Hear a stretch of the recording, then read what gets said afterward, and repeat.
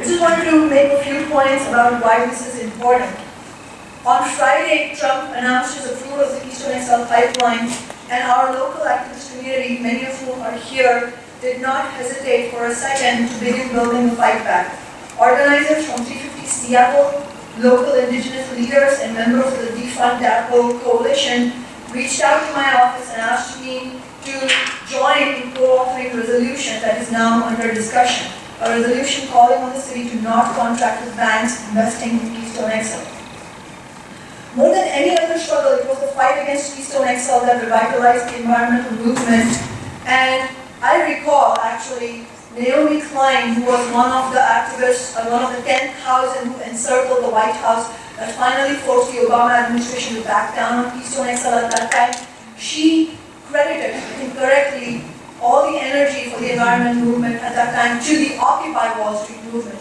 So we know that when we have social justice movements on one front, it feeds energy into other fronts. Yeah, and also because I feel like I'm an outsider. I feel like that's part of the interesting thing. Yeah, I guess that is really interesting, right?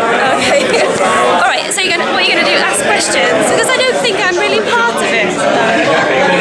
Well, why did you?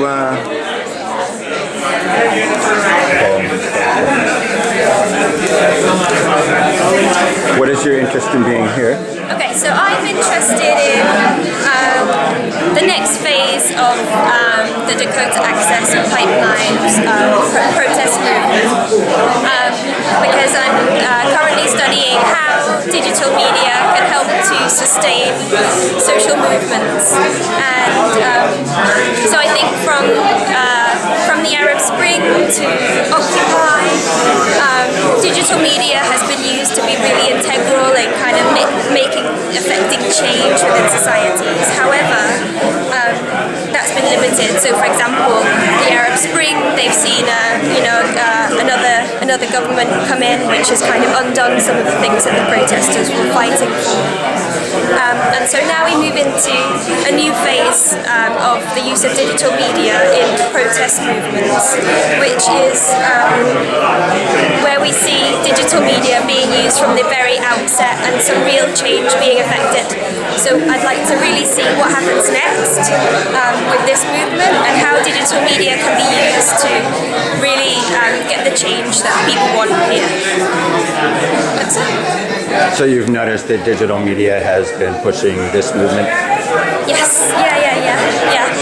Yeah. So there were two phases at the beginning that became apparent from looking at data online, which is when it started off in Iowa, the protests against the pipeline, where people who'd been fighting against the Keystone pipeline, or who had felt an affinity to the Keystone pipeline, mainly from older groups, so an older demographic of perhaps ranchers and landowners who were opposed to having a pipeline going through their backyard. And they started to use digital media in a way that kind of integrated old and new media. So they were having interviews with local radio stations and then posting them to their Facebook profiles and mainly Facebook profiles, and then creating a new debate around it, and so changing the narrative of old media to engage their communities. And then the second part of it, of course, which is what has become internationally renowned, is where indigenous people of the Standing Rock Sioux tribe started to get involved, and that's where we saw the Lakota youth, who were very effective in using social media, doing a march in Washington DC, and then of course the really innovative and interesting use of new technology such as drone footage and live streaming to be able to tell the world what was happening. And then of course there was there was the phenomenon where people around the world were asked to check in to Standing Rock to try and divert the police from who was there at the protest camp, and so that was really innovative. And now it's moved into a new phase where there are more significant challenges, and so I'm really behind the cause and want to show my solidarity for kind of moving the protest forward and making a change with the Dakota Access Pipeline and the Keystone Pipeline. And what's your name and where are you coming from? My name's Rebecca Marr, I'm from London. Furthermore, I want to finish by reminding the City Council that when we discussed the socially responsible banking ordinance around the Wells Fargo, we promised you that we would help export that around the country and that would start a wave of similar divestments from Wells Fargo to our banks. That night, me and my friend sat up till 2 a.m. in the morning building a website that helped do exactly that. We facilitated calls with hundreds of organisers, and there have been almost $2 billion additional dollars removed from Wells Fargo.